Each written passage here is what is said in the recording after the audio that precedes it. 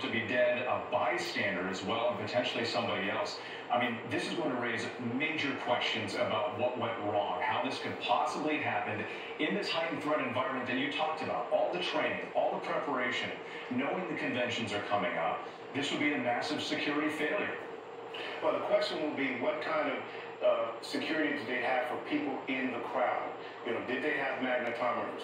You know, those kind of questions will need to be resolved and answered. And again, we don't yet know all the details of how this unfolded. You know, there are just so many scenarios where you could have law enforcement responding to the popping sound. So again, the Secret Service right now, their mode is protect, protect, protect. That was their primary concern, was to get the president out of harm's way, get him removed. Briefing us, getting information to us is so secondary.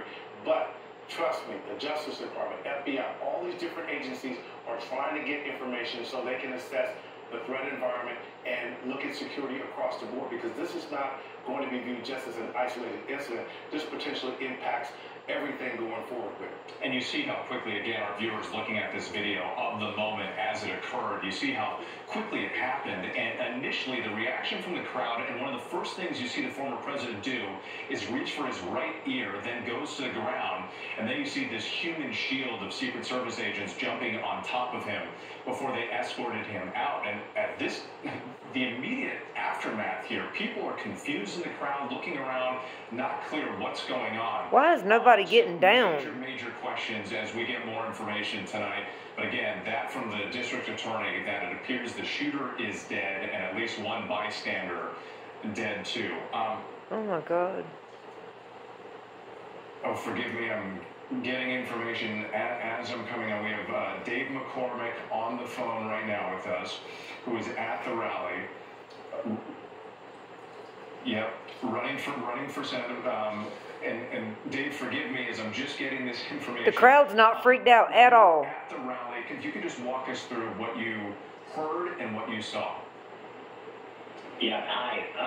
Yes, I'm the Republican nominee for the Senate in Pennsylvania. I was in the front row, and President Trump had just announced me and said he was going to have me come up on the stage, and said, well, wait a minute. And then there were a number of shots.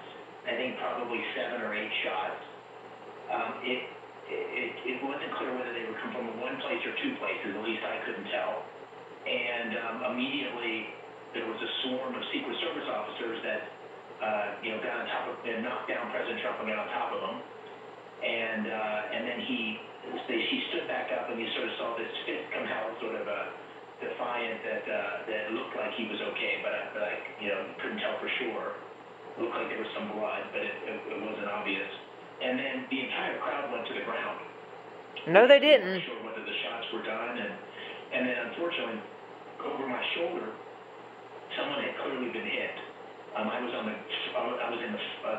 ground, and up in the bleachers, probably 3 or 4 bleachers behind me, it looked like there was a man who was severely injured. There was Oh my God.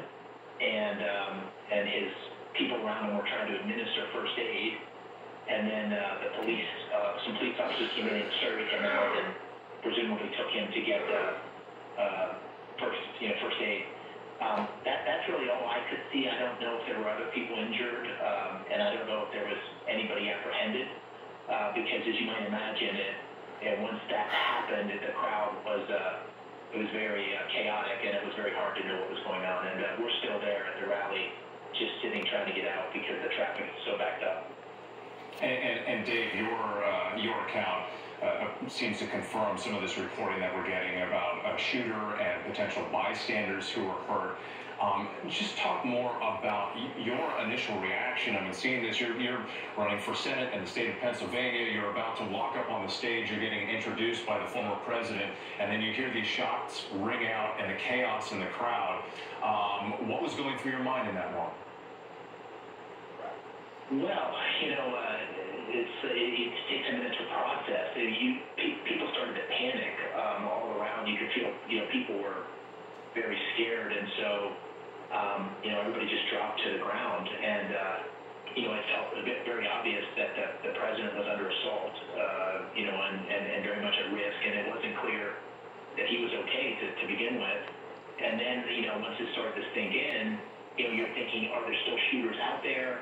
Are they going to target other people? And, it's just, like these, situations I was in the military previously, you realize over time that the facts start to come together, so you got to be careful not to draw too many conclusions early on. But I think what we all felt was a sense of, oh my Lord, everybody's in danger because there's clearly a shooter, at least one shooter in the crowd, and maybe more. And really, I think scary for everybody who was there, and shocking. Even more than scary, just shocking, because you were in the middle of this rally, and it was kind of fun, and people were enthusiastic, and all of a sudden, it was turned upside down. That's awful. What does this say to you about our state of division and the politics in this country right now? And mental Well, health. I don't want to draw any conclusions before I know more about it, but, obviously it's, if you're a public official, if you're a presidential candidate and, your safety's at risk, that's scary for all of us, no matter what party you're in. And so I think it's, it's a moment to take stock